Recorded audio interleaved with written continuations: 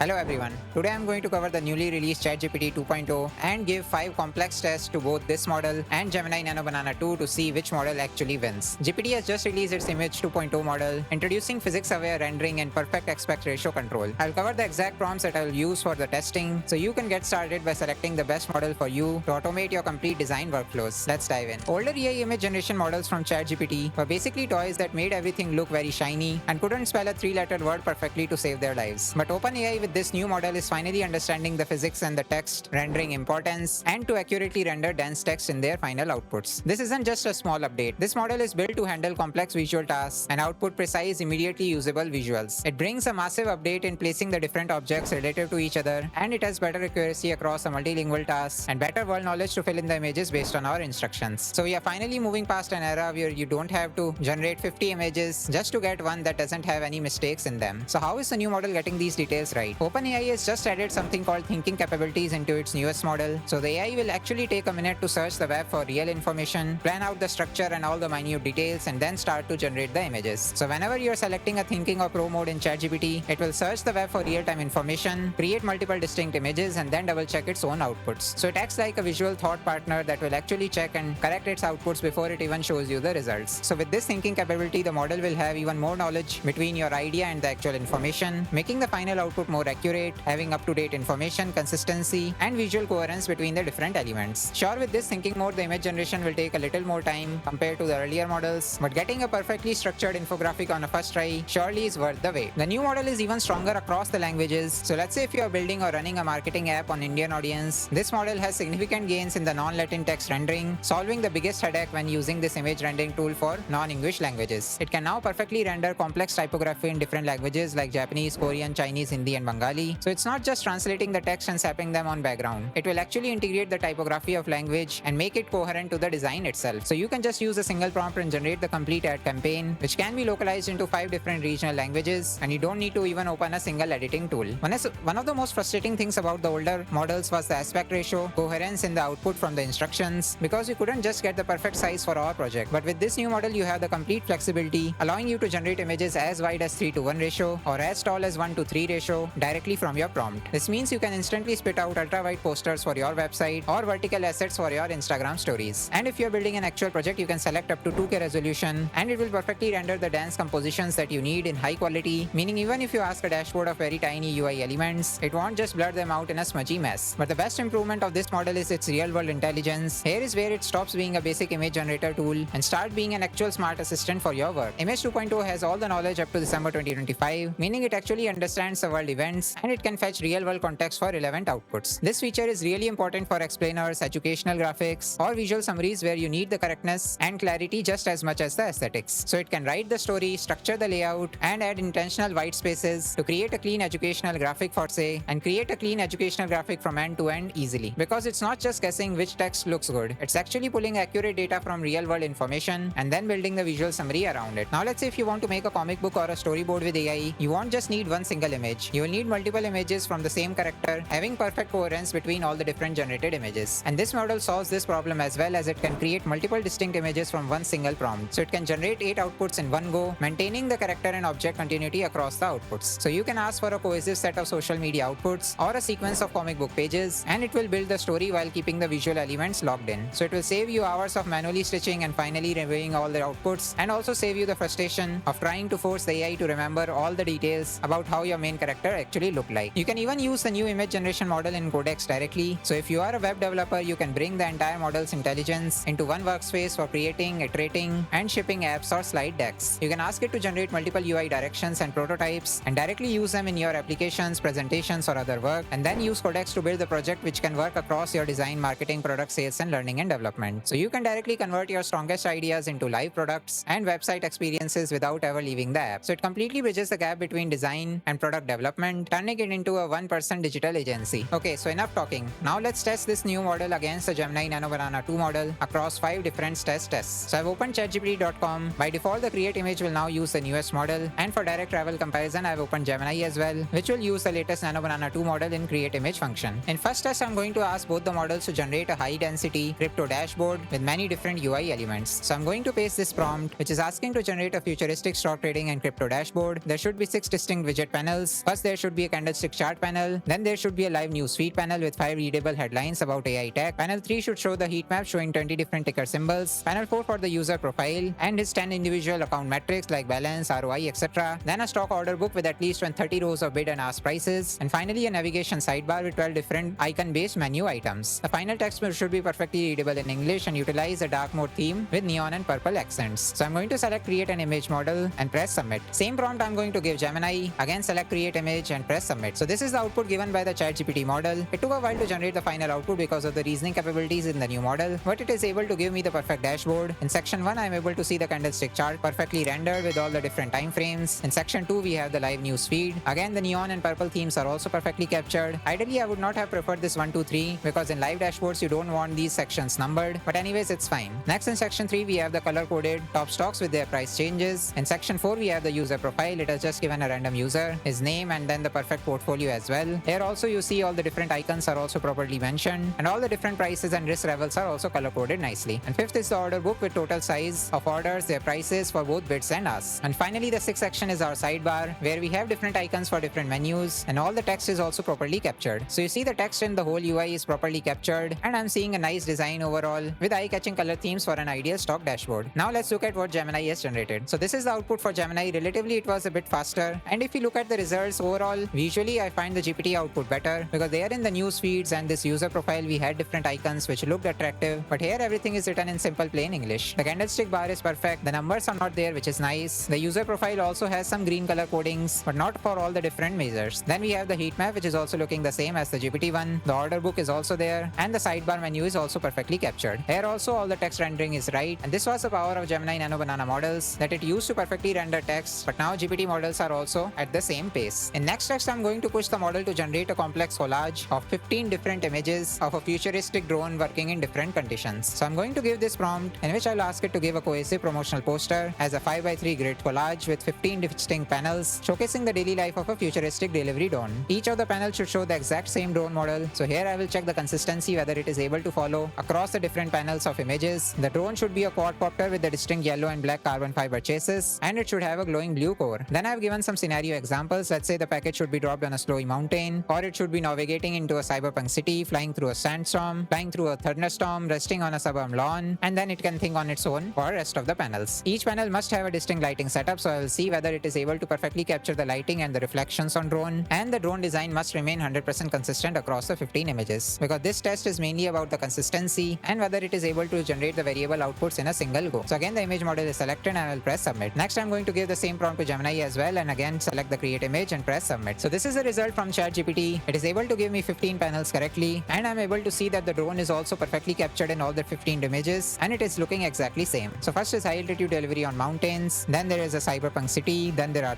and if you see the reflections also, the cyberpunk city had purple lights and it is also reflecting on the drone as well. While for mountains it had some white light, so white light is also getting reflected. Thunderstorm also has some natural lighting. In a lawn we have sunshine also which is reflected on the roll panels. Then it is flowing over a beach, delivering emergency responses, so it is able to creatively think also where this drone can be used. Then it can be used in search and assist. It can be used in extreme environments where we cannot go. Then in warehouse operations it can speed up what is possible. It can do infrastructure inspections as well automatically. It can do sustainable delivery. Let's say it can use the wind power or solar power. Then it can handle events as well, carry medical transport, do the night operations, or even go beyond Earth in space. So in all the different panels the drone design is perfectly same, so the new model's consistency feature is actually on display here. Now let's look at the Gemini results. So this is the result generated by Gemini. Here again the text I'm seeing is looking a bit old-fashioned because the fonts used are just looking like simple Word document fonts. While if you look at the ChatGPT results, you can see it was giving a logo, some different fonts for the company name, the subtitles, and it gave some slogans as well. Inside also I see some yellow coloring and white coloring for different fonts, which is missing in the Gemini output. Here again the drone design is completely consistent across the different panels. First it has the mountain, then cyberpunk, natural and beautiful in that. Here it again looks like a simple city lacking some different colors. Then there are some research stations, sunny afternoon. Again everything is looking okay, but wait, this